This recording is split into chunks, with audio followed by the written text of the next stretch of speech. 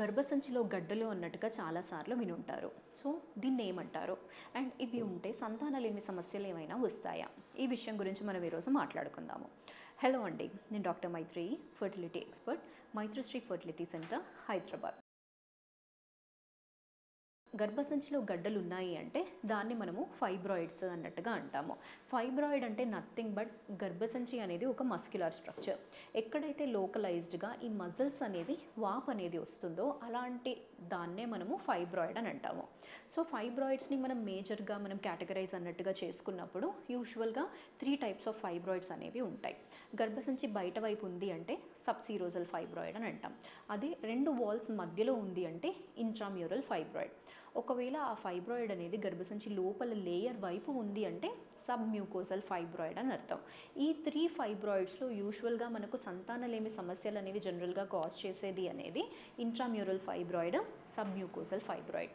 Intramural fibroid అనేది size అనేది ఒకవేళ 4 సెంటీమీటర్స్ కన్నా ఎక్కువగా ఉన్నా కానీ, లేదు అంటే లేయర్ అంటే లోపల ఎండోమెట్రియల్ క్యావిటీని కంప్రెస్ చేస్తున్నా కానీ, ఇలాంటి క్రైటీరియా ఉన్నప్పుడు ఆ ఫైబ్రాయిడ్ అనేది సంతానలేమి సమస్యకి దారి అనేది తీయొచ్చు. సో ఇలాంటప్పుడు ఈ ఫైబ్రాయిడ్ని తీసేయాల్సిన అవసరం అనేది ఉంటుంది. తర్వాత వచ్చేసి సబ్మ్యూకోసల్ ఫైబ్రాయిడ్, ఏదైతే క్యావిటీ దగ్గరగా ఉంటుందో అంటే లోపల సైడ్ ఉంటుందో ఆ ఫైబ్రాయిడ్ అనేది కూడా మనకి సంతానలేమి సమస్యలు కాజ్ చేయొచ్చు. ఎందుకంటే బేబీ ఎక్కడైతే అతుక్కోవాలో ఆ రీజియన్లో మనకి ఈ సబ్మ్యూకోసల్ ఫైబ్రాయిడ్ అనేది ఉంది. సో ఈ ఫైబ్రాయిడ్ అనేది ఎంత చిన్నగా ఉన్నా కానీ దాన్ని రిసెక్ట్ చేయాల్సిన అవసరం అనేది ఉంటుంది.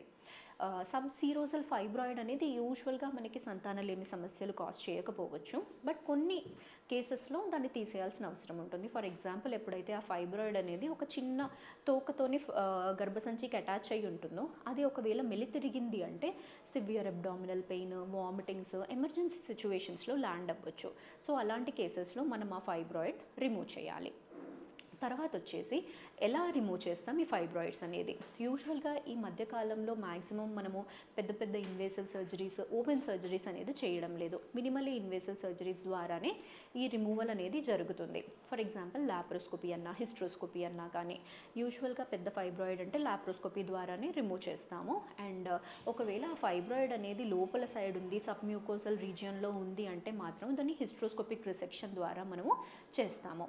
అండ్ ఈ ఫైబ్రాయిడ్ రిమూవ్ చేసిన తర్వాత మళ్ళీ ప్రెగ్నెన్సీ ట్రీట్మెంట్ అనేది తీసుకోవాలి అంటే మినిమం ఎంత కాదైనా కానీ ఒక 4 to 6 months గ్యాప్ అనేది తీసుకొని తర్వాత మళ్ళీ ప్రెగ్నెన్సీ ట్రీట్మెంట్ అనేది రెజ్యూమ్ అవ్వచ్చు. ఎందుకంటే మనం తీసినప్పుడు గర్భసంచి పైన చిన్న స్టిచెస్ లాగా వేస్తాము. అవి హీల్ కావాలి అంటే మనం ఆ మాత్రము గర్భసంచికి రెస్ట్ అనేది ఇవ్వాల్సిన అవసరం అనేది ఉంటుంది. సో ఇలా మళ్ళీ మీరు సర్జరీ తర్వాత కూడా నార్మల్గా ప్రెగ్నెన్సీ ప్లాన్ అనేది చేయొచ్చు. అండ్ ఇన్ కేస్ ఏమైనా కాంప్లికేషన్స్ ఉన్నాయి అంటే further like IUI or IVF ట్రీట్మెంట్స్కి కూడా తర్వాత వెళ్ళొచ్చండి. Thank you.